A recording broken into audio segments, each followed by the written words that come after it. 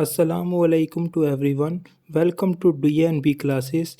First of all, I would like to introduce myself. My name is Sahib Malik. I have pursued BE from Jammu University. I have passed out in 2019.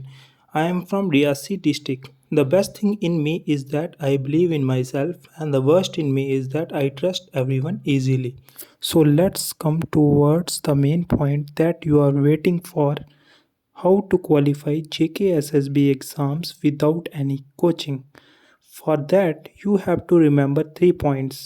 First of all, hard work. Hard work plays an important role to crack any exam without any coaching, because we all know hard work is the key to success. देखो, अगर एक इंसान hard worker नहीं होगा ना, तो अपनी life में सक्सेसफुल नहीं हो पाएगा। ये कोई फंडा नहीं है कि कोचिंग करके ही एग्ज़ाम क्रैक होते हैं। बस आप हार्ड वर्क के साथ थोड़ा स्मार्ट वर्क करोगे ना, तो एग्ज़ाम क्रैक करना कोई बड़ी बात नहीं है। दूसरा पॉइंट जो मेन है उसका नाम है पेशेंस, यानी कि सब्र। अगर इंसान में एक सब्र होगा ना, तो वो कहीं भी कोई भी चीज़ में मात नहीं खाएगा। तो इंसान में सब्र ज़रूर होना चाहिए। तो उसके लिए आपको पेशेंस रखना बहुत ज़्यादा ज़रूरी है। अगर किसी भी एग्ज़ाम को क्वालिफ़ाई करना है, आपको अंडर प्रेशर नहीं होना है, तो इसीलिए आपको सब्र रखने की ज़रूरत है। My third point that is last but not least, that is consistency. एक इंसान को कंसिस्टेंट रहना बहुत ज़्यादा ज़रूरी है अगर उसको किसी भी चीज़ में सक्सेस चाहिए तो।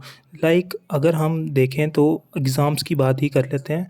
तो अगर हमने पढ़ने के मुकाबले देखा जाए तो हम क्या करते हैं, हम कंसिस्टेंट नहीं रहते। अगर हम स्टार्टिंग में पढ़ने लगते हैं, हम एक दिन बहुत ज़्यादा पढ़ लेते हैं, अगर अगले दिन हम देखा जाए वो हमें पढ़ा नहीं जाता, तो वो कंसिस्टेंसी नहीं है।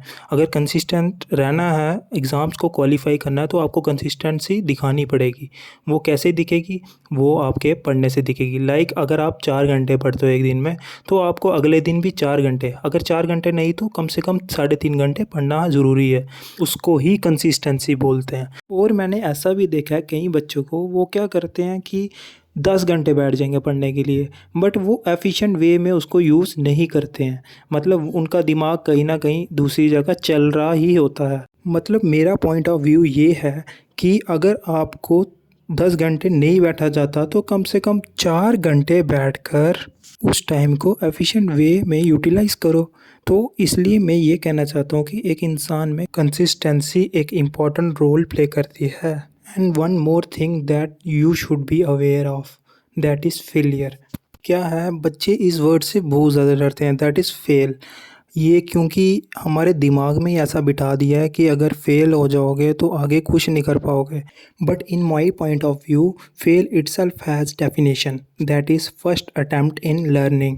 तो आपको डरना नहीं है सबसे पहले। तो इसके लिए आपको ये नहीं सोचना कि अगर फेल हो जाऊंगा तो क्या करूंगा। आप करो तो सही, एटलीस्ट आपने अपना 100% तो दिया ना। देखो, फेलियर सबकी लाइफ में आते हैं, इनफैक्ट मेरी लाइफ में भी आए थे।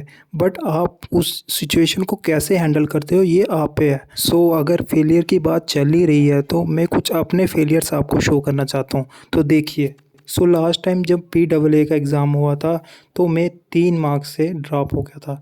तो मैंने उसके बाद कई सारे इंटरव्यूज़ दिए, तो उसमें भी मुझे फेलियर ही नज़र आया। बट इससे मैंने हिम्मत नहीं हारी।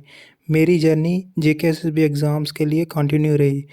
और कहते हैं ना कि एक पूरे वक्त में सपोर्टिव इंसान ज़रूर होने चाहिए, और वो सपोर्टिव इंसान कोई नहीं, मेरे पेरेंट्स थे। तो उन्होंने हमेशा मुझे सपोर्ट किया।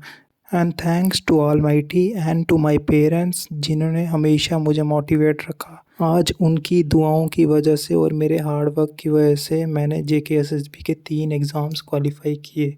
और जैसे कि आप स्क्रीन में देख सकते हैं, मेरा स्कोर भी, that is FA score 91.42। In sub-editor exam, my score is 97, and in beekeeping, my score is 105.25. And I still having high hope on upcoming result, that is SI exam. Let's hope for the best. And at the end, I want to say a few lines written by me, which is on the screen. That is, do believe in yourself. One day will come when success beat your dreams. I hope you guys like it. Do subscribe my channel, like and share with your friends. Thank you.